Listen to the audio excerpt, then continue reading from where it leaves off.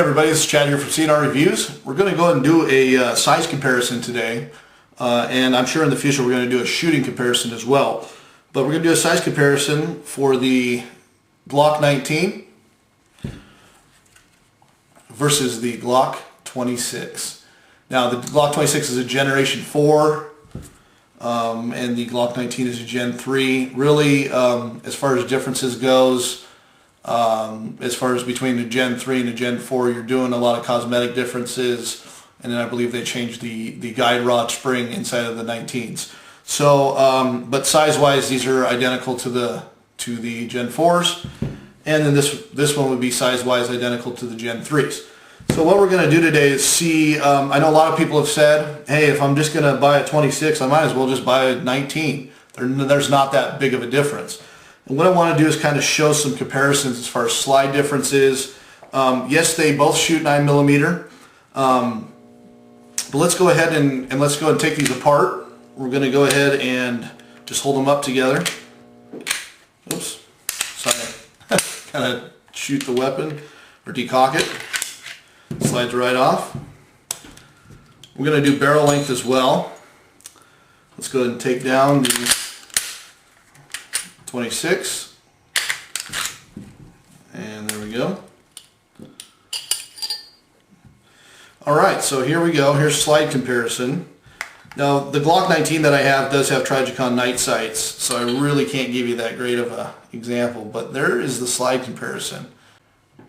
And there you can see the 26 is also semi-rounded, more for a concealed carry. As far as width-wise, they're identical.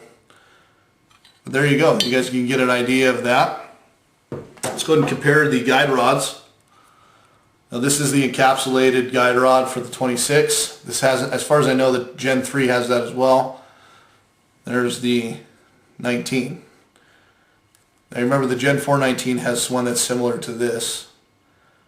And there you go. There's the example of that. This guide rod is a lot thinner. But I know there's guys that put several thousand rounds through their weapons, still no issues. And Glock says they recommend changing out that guide rod every 7,000 rounds.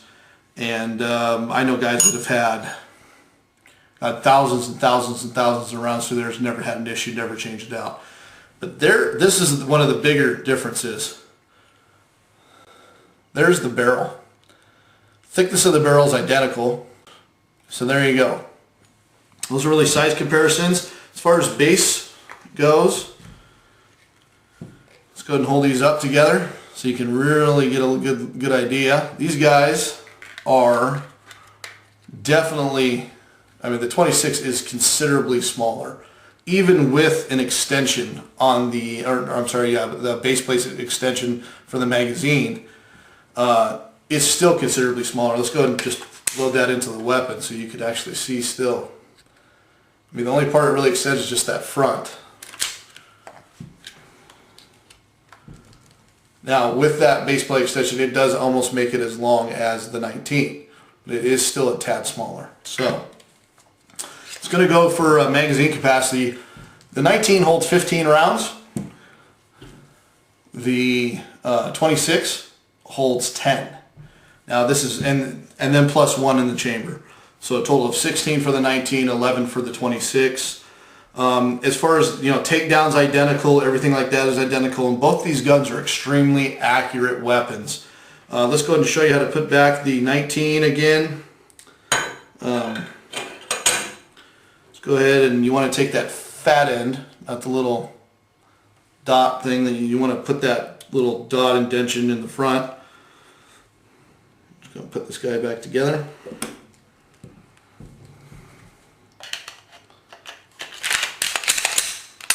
And there you go, with mag. And then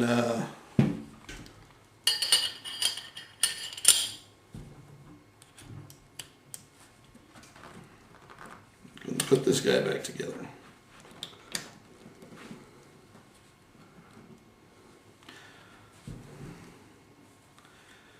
And